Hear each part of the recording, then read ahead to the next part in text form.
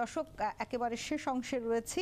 Donald Trump Dhaka সফর প্রসঙ্গে কথা বলছিলাম। অনেক মানবাধিকার সামনের দিকে এগিয়ে চলা, ব্যবসা বাণিজ্য, অনেক কিছু নিয়ে কথা হয়েছে, কিন্তু কূটনীতির ভাষায় কিছু বডি ল্যাঙ্গুয়েজও রয়েছে। যেমন আমরা প্রথম দিনই দেখলাম ডোনাল্ড ট্রাম্প ঢাকা এসে ফুচকা খেলেন, আজকে তিনি ক্রিকেট খেললেন। এই যে দুটো বিষয় আমরা নানা সময় দেখেছি, আম কূটনীতি দেখেছি ভারতের সাথে, আমরা ইলিশ কূটনীতি দেখেছি, এবার আমরা যেটি দেখলাম যে ফুচকা কূটনীতি ঢাকায় হতে চলেছে। এটি আসলে কি বার্তা বহন করে? মোস্তফা সরওয়ার, আপনার কাছ থেকে মন্তব্য জানতে চাই। ওভারঅল তো বোঝাই যাচ্ছে যে এটার একটা দারুণ বন্ধুত্ব, এবং বন্ধুত্ব শুধু যে সরকারি লেভেলে নয়, মানে সাধারণ জনসাধারণ, যেটাকে আপনি বললেন যে ফুচকা খেয়েছেন, অতি সাধারণ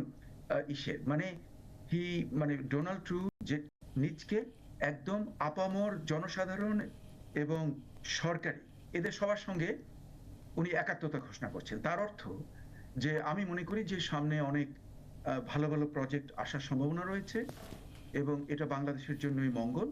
কারণ কতগুলো ব্যাপারে যুক্তরাষ্ট্রের যেখানে টেকনোলজিক্যালি খুব আপার হ্যান্ড রয়েছে, সেগুলোতে যদি বাংলাদেশ ইনভেস্ট করতে পারে, নট অনলি কাপড় গার্মেন্টস না, যেমন আইটি সেক্টরে, মানে আইটি সেক্টর যেটা, এবং বিশেষ করে আর্টিফিশিয়াল ইন্টেলিজেন্স, তারপরে কোয়ান্টাম কম্পিউটিং, এইসব ব্যাপারে যদি বাংলাদেশ খুব সামনে এগিয়ে আসে এবং যুক্তরাষ্ট্রের সঙ্গে কোঅপারেট করতে পারে, এবং আমাদের ইঞ্জিনিয়ারিং ইউনিভার্সিটিসগুলো ভালো, এবং তাদের ছাত্ররা এবং ঢাকা বিশ্ববিদ্যালয় এবং অন্যান্য তারা যদি সহযোগিতা করে একটা ব্রডার চুক্তি হয়, যেমন ধরুন শুধুমাত্র যে নতুন ফ্যাক্টরির অংশ বিশেষ নয়, এমনকি ট্রেনিং এর জন্য যদি ঢাকার বিশ্ববিদ্যালয়গুলোকে, বাংলাদেশের বিশ্ববিদ্যালয়গুলোকে ব্যবহার করানো যায়, তাহলে তো বিশাল ব্যাপার।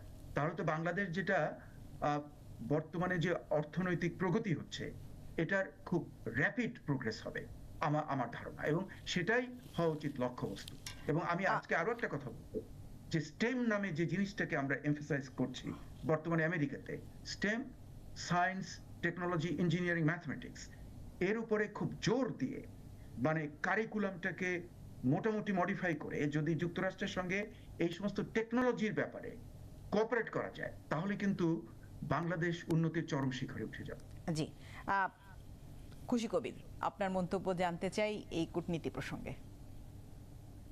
আসলে আমার কাছে যে ফুচকা খেয়েছেন কিনা, না ক্রিকেট খেলেছেন না কেন, আমেরিকাতে তো ক্রিকেট খেলার কোনো না, এখন চেষ্টা করছে আমেরিকানদেরকে ক্রিকেটের মধ্যে নিয়ে আসতে, যেহেতু সারা বিশ্বে ক্রিকেট, এটা এক ধরনের রাজনীতি বা একটা কূটনৈতিক চাল।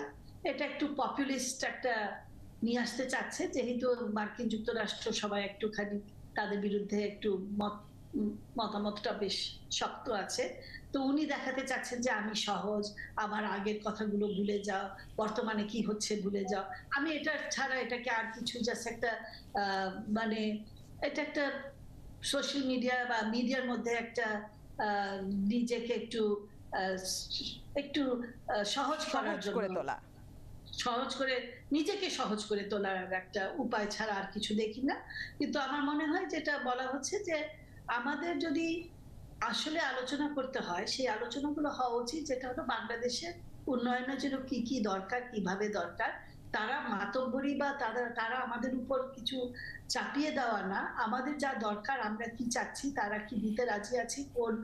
আর এই কোনো সময় যখন আমরা আলোচনা করি দ্বিপাক্ষিক, এটা যেন সমপর্যায়ে থাকে, একজন উপরে থেকে এটা নিয়ন্ত্রণ করছে আর আরেকজন নিয়ন্ত্রিত হচ্ছে, এবং তাদের দ্বারা নিয়ন্ত্রিত হয়ে কি করবে কি না করবে সেটাই নির্ধারণ করা হচ্ছে। এই ধরনের কূটনীতি আমরা চাচ্ছি না। একেবারে শেষ মন্তব্য ফরিদ হোসেন, আপনার কাছ থেকে জানতে চাই।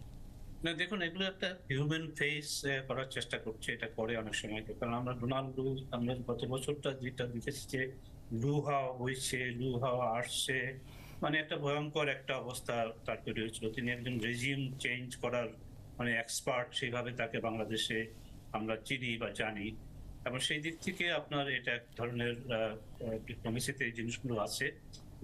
আরেকটা হচ্ছে যে ক্রিকেটের যে ব্যাপারটা করেছে, সেটা কিন্তু আবার এবারে যে বিশ্বকাপ হচ্ছে আপনার T20, সেখানে আবার আমেরিকাতে হচ্ছে এবং ওয়েস্ট ইন্ডিজে হচ্ছে, কাজে সেটারও একটা সংযোগ আছে। কিন্তু যেই জিনিসটা আমি মনে করি যে এগুলো যত কিছু করুক না কেন, উনি পিপল টু পিপল সম্পর্ক, জনগণের মধ্যে আস্থার মানে পুনর্নির্মাণ, যে কাজটা অতি জরুরি ভাবে করা দরকার, যেটা আমি মনে করি যে র্যাব মানে যে স্যাংশনটা হয়েছে, যে নিষেধাজ্ঞা, র্যাব গত 1 বছর বা তার অধিক স্যাংশনে দেওয়ার পর থেকে আমরা এমন কোনো অভিযোগ তাদের বিরুদ্ধে পাওয়া যাচ্ছে না মানবাধিকার লঙ্ঘনের বা তারা ওই ধরনের কোনো ঘটনা ঘটেছে বা না।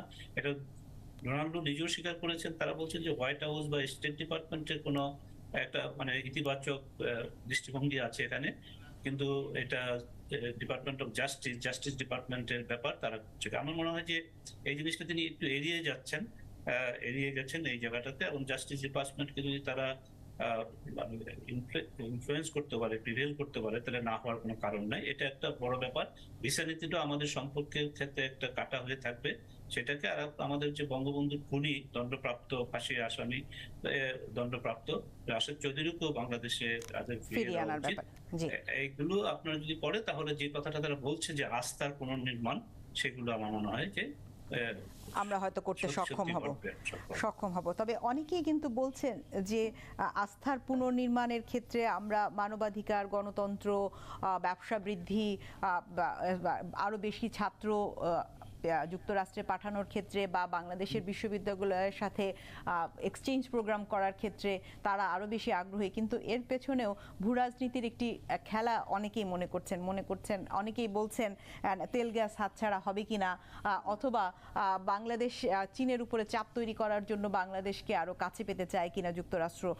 এইরকম নানা রকম কথা কিন্তু নানা আলোচনায় চলে আসছে। হয়তো সামনের দিনগুলোতে সেই বিষয়গুলো আরো পরিষ্কার হবে। তবে আপাতত কিন্তু বলাই যায় যে আমরা আর পেছনে ফিরে তাকাবো না। যুক্তরাষ্ট্র এখন সামনের দিনগুলোতে সামনের দিকে তাকাতে চায় এবং বাংলাদেশের সাথে সম্পর্ক আরো ঘনিষ্ঠ করতে চায়। আপনাদেরকে ধন্যবাদ জানাই, খুশি কবির, মোস্তফা সরোয়ার এবং একই সঙ্গে ফরিদ হোসেন। আপনাদের তিনজনকে ধন্যবাদ জানাই আজকের ৭১ সংযোগে আমাদের সাথে থাকার জন্য।